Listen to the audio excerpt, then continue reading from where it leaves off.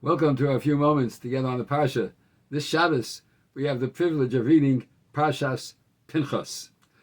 Pinchas was the one who stood up for the zealousness of Hashem, as it says, Bekano eskinasi, that he was zealous for Hashem's honor. And Eliyahu Hanavi, also, the Torah tells us in Melachim, that Eliyahu Hanavi also was zealous for Hashem. And so the Gemara in Bava Metzia on Kuf Yudalid in the Rashi says, Chazal tell us Pinchas is Eliyahu. And just as Pinchas was zealous to bring about that Hashem was found to be amidst the Jewish people, so too in the future will Eliyahu Hanavi be the harbinger of Mashiach and bring Klal Yisrael together.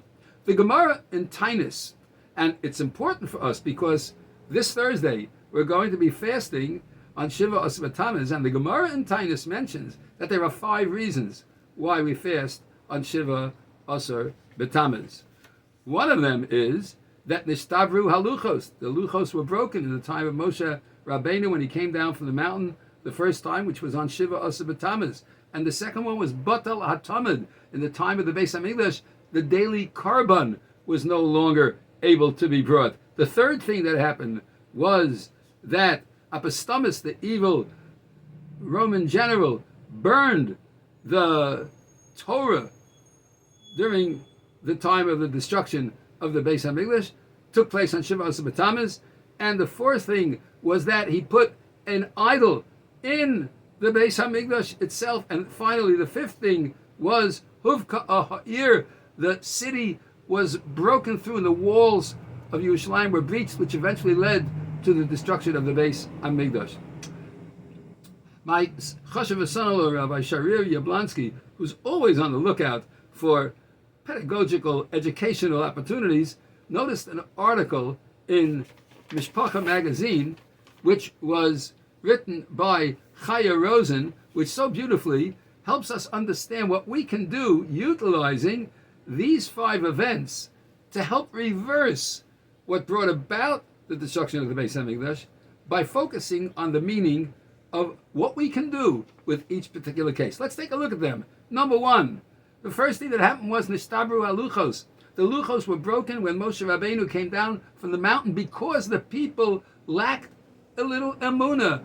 They needed to think about the fact that Moshe Rabbeinu was not late and disappeared. He was going to come down. They miscalculated. You need emunah in Hashem. Trust Him. And so if we can increase our emunah in HaKadosh Baruch Hu, find ways in which we can recognize that Hashem is instrumental in every aspect of our lives and put our trust in Him, we can overcome that which brought about the destruction of the Luchos. The second event that happened was that the Korban Tamid, the daily korban, which brought us close to Hashem in a very symbolic fashion, was no longer able to be brought.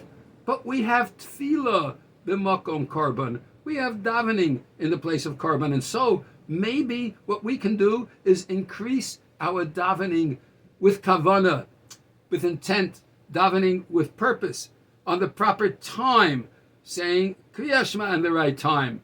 Perhaps saying Shemona Esrei with a little bit more intent, a little slower perhaps, or increasing our davening with a minyan, or any of the other ways in which we can come close to God, to Hashem, by tefillah, which is in the place of a korban. And the third thing that happened was that Apostomus burnt a Sefer Torah. Perhaps what we can do is learn a little bit more Torah, increase the light of the Torah. Perhaps we can be a bit more attentive when the Torah is being read and follow along with the words. Perhaps we can do Shnaya Mikra, the Echad Targum each week, reading the Psukim and then reading it in translation. Perhaps we can learn a little bit each day, just a little extra Torah, a sentence or two, a Mishnah or two, or a Rashi or two, a Halacha or two, in some way that we increase our Torah learning so that we overcome the destruction and the burning of the Sefer Torah and write a new Sefer Torah by our own efforts.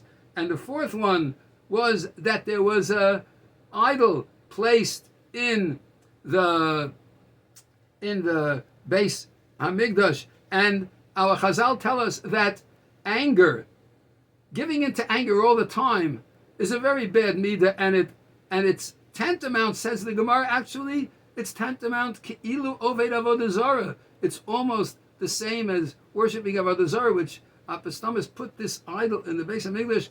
If we could count to 10, pour a little water, so to speak, on the purpose of the anger, and judge lekaf schus, that maybe nobody meant any bad.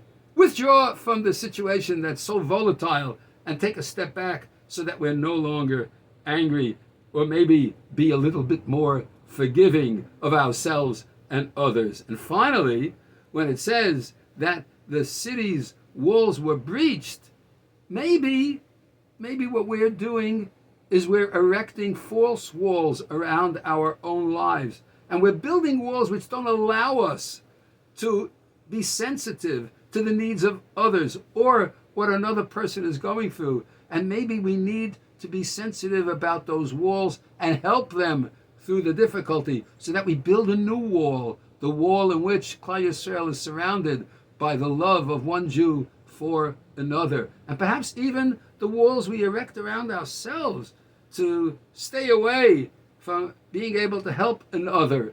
Maybe we can take care of those walls so that the walls of Yerushalayim, Mitzvah Hashem, can be rebuilt.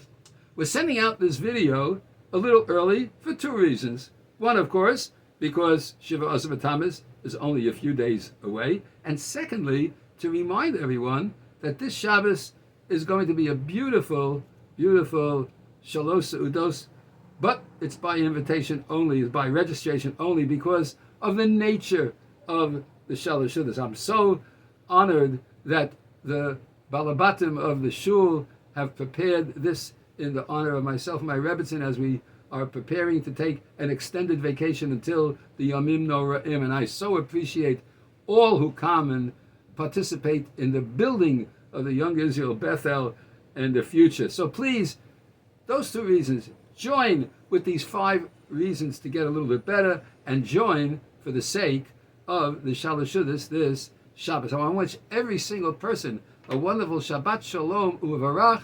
We should be zochet to see the rebuilding of the Beis Hamikdash from Herav Yameinu. Shabbat Shalom Uvarach.